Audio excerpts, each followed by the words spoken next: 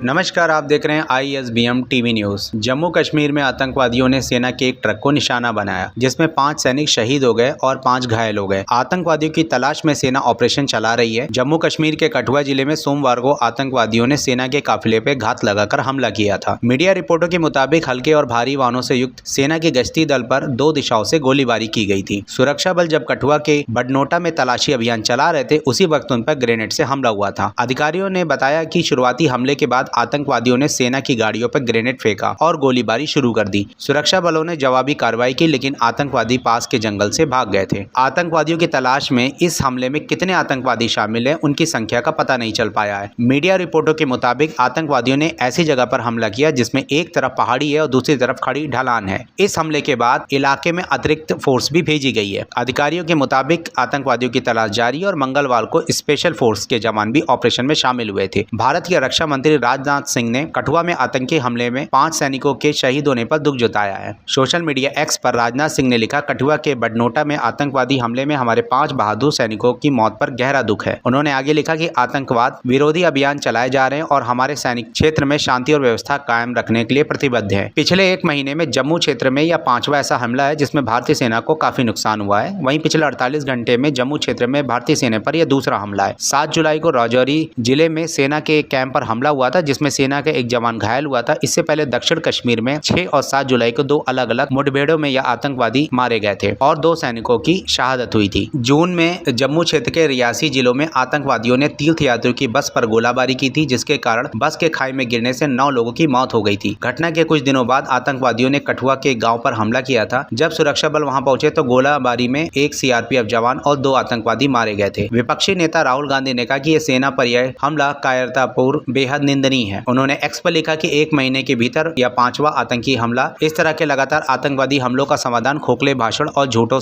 वादों से नहीं, बल्कि बड़ी कार्रवाई से निकलेगा। इस दुख की घड़ी में हम सब मजबूती से देश के साथ में खड़े हैं। 3 जुलाई को प्रधानमंत्री नरेंद्र मोदी ने संसद में कहा था कि जम्मू कश्मीर में आतंकवाद के खिलाफ लड़ाई में अंतिम चरण में पहुंच गई है और बचे हुए नेटवर्क को नष्ट किया जा रहा है। राज्यसभा में बोलते हुए प्रधानमंत्री ने इस बात पर जोर दिया था कि पिछले 10 सालों में केंद्र शासित प्रदेश और आतंकवादी घटनाओं में कमी आई है। विपक्ष का कहना है कि कश्मीर पर मोदी सरकार की नीति विफल साबित हुई है और समय के साथ आतंकवाद की घटनाओं में कम होने के बजाय बढ़ती जा रही हैं। इस आतंकवादी घटना पर हमारे शहीद जवानों के लिए ISBM टीवी की तरफ से श्रद्धांजलि अर्पित करते हैं। उम्मीद है हमारे द्वारा दी गई जानकारी से आप संतुष्ट होंगे और अधिक जानकारी के लिए देखते रहिए ISBM टीवी न्यूज। साथ ही हमारे न्यूज चैनल्स को सब्सक्राइब करें तथा बेल आइकन को भी प्रेस करना ना भूलें, ताकि हमारी वीडियो की नोटिफिकेशन आप तक सबसे पहले पहुंचती रहे। धन्यवाद।